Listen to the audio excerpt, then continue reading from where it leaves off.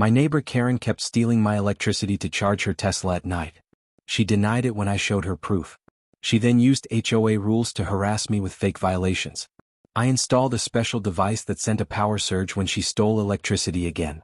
It fried her Tesla's battery. She learned her lesson and became nicer to everyone. Before watching full story, comment below from where you watching. Also like and subscribe for more Karen's story. I never thought I'd be the type of person to get involved in neighborhood drama. I minded my business, paid my dues on time, and generally tried to be a good neighbor. That all changed when Karen moved into the house next door 6 months ago. From day one, Karen was a nightmare. She introduced herself by leaving a note on my door complaining that my mailbox was an unsightly half-inch taller than regulation. Welcome to the neighborhood, I guess. Karen, with her perfectly highlighted bob haircut and permanent scowl, was quickly elected to the HOA board. No surprise there, she was the only one who actually wanted the job. Most of us were too busy with our lives to care about whether someone's grass was a quarter-inch too tall. Within a month, everyone in our quiet suburban community knew her name, and not in a good way. She patrolled the streets with a ruler and a camera phone, documenting every single HOA violation she could find. Her favorite phrase became, well, according to the bylaws. She'd issue warnings for the most ridiculous things. A basketball hoop left out overnight, a garden gnome that wasn't on the approved lawn ornament list, or God forbid, a garage door left open for more than 15 minutes. But I didn't realize how truly awful she was until I caught her stealing from me. I work from home as a software engineer, which means I notice things around the neighborhood that most people miss. I had installed a small security camera system after some packages went missing last year. Nothing fancy, just enough to keep an eye on my property. One night while reviewing footage, one of my potted plants had mysteriously moved. I noticed something strange. At 2:17 a.m., a figure crept along the side of my house. It was Karen, dressed in dark clothing, carrying what looked like an extension cord. I watched in disbelief as she plugged something into my outdoor outlet, the one I use for my Christmas lights, and ran the cord back toward her property. This continued for several nights, always between 2 o'clock and 3 a.m. Curious and more than a little angry, I decided to investigate. The next morning, I casually walked around the perimeter of our properties. That's when I saw it. A barely disguised extension cord running from my house to hers, partially hidden under some mulch and bushes.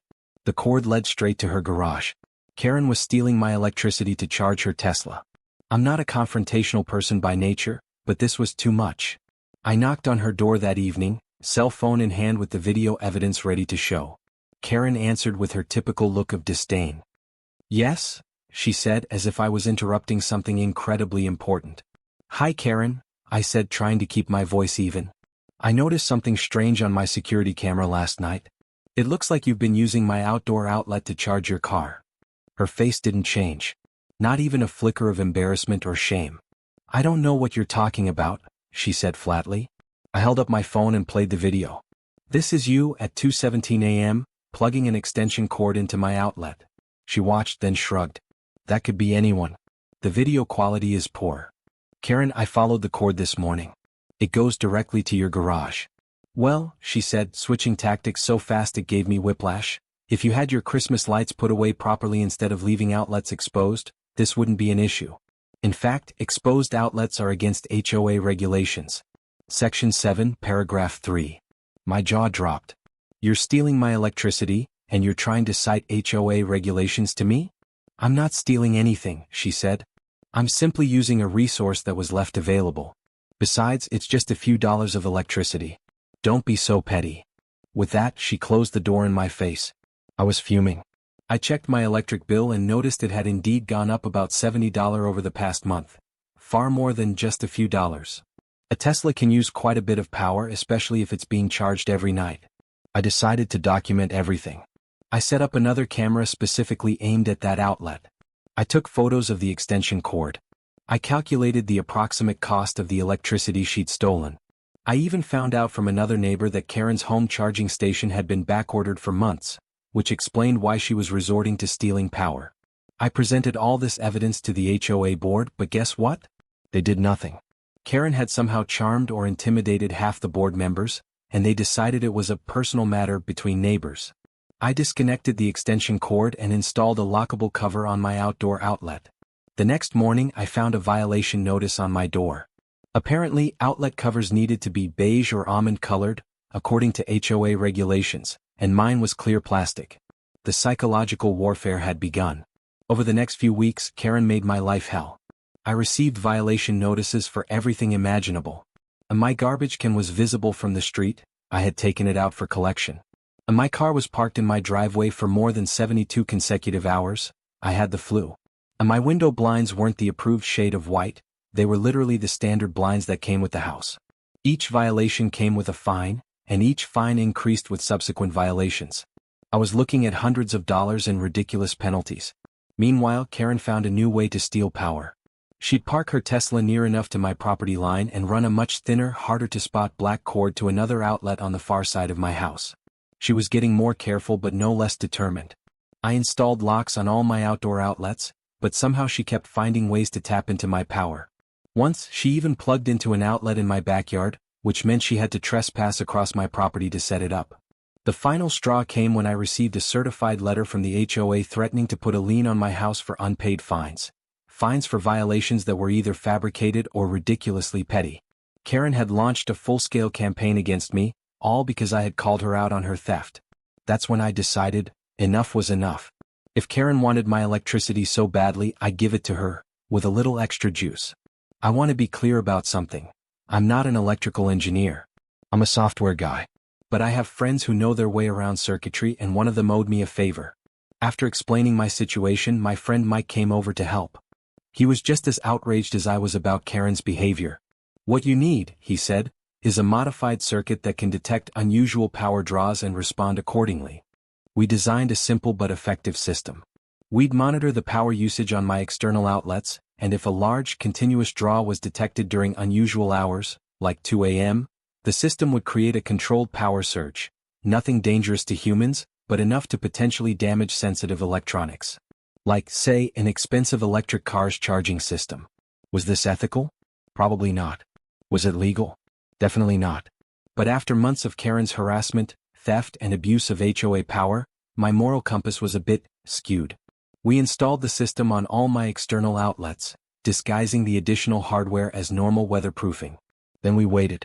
3 nights later, at exactly 2:23 a.m., my phone buzzed with an alert. The system had detected a power draw from my side outlet, the one Karen had been targeting most recently. I watched through my security camera as the familiar extension cord snaked from my house to hers. I had a moment of doubt. Should I really go through with this? The equipment in her car was expensive. This could cost her thousands of dollars in repairs. Then I remembered the hundreds of dollars in bogus fines, the smug look on her face when she denied stealing from me, and the unrelenting campaign of harassment she'd launched against me and other neighbors. I pressed the button on the app Mike had created. The camera caught a brief flash as the surge protector did its job, sending a controlled power spike down the line. Then nothing, just darkness and silence. I didn't sleep much that night, partly from guilt, partly from anticipation of what would happen next. The next morning I was making coffee when I heard it, a scream of rage from next door that was so loud it seemed to shake the windows. I peered out cautiously to see Karen storming out of her garage, phone in hand, gesticulating wildly. From what I could gather from her side of the conversation, her Tesla wouldn't start. Something about the battery management system being fried. She was demanding that someone come fix it immediately, but was being told it would need to be towed to a service center. I sipped my coffee and watched the show unfold. The tow truck arrived about an hour later. The driver examined the car and I overheard him say something about electrical damage and not covered under warranty if it's due to improper charging. Karen's face turned the color of a ripe tomato. She demanded to speak to managers, threatened lawsuits, and generally made the kind of scene that would have violated at least 3 HOA noise regulations. But nobody was measuring her decibel levels with a ruler and a camera phone. The Tesla was loaded onto the truck and taken away. Karen slammed back into her house, and I didn't see her for the rest of the day. 3 days later, Karen knocked on my door. She looked different, defeated somehow. The perfect highlight bob was slightly disheveled, and her usually immaculate makeup couldn't quite hide the dark circles under her eyes. "Can we talk?" she asked, her voice missing its usual edge. I invited her in, curious about what she wanted to say. "My car," she began, then stopped to collect herself. "The battery system is completely ruined. Tesla says it was damaged by an irregular power surge while charging. The repair costs are over $12,000, and it's not covered by warranty because I wasn't using an approved charging method." I kept my face neutral. That's unfortunate. What does this have to do with me? She took a deep breath. I know what you did. I raised an eyebrow but said nothing. I can't prove it, she continued, but I know. And I could report you for tampering with electrical systems, which is against both state law and HOA regulations. Just like stealing electricity and trespassing are against both state law and HOA regulations? I countered. We stared at each other for a long moment. I've been thinking, she finally said. Maybe we could come to an arrangement.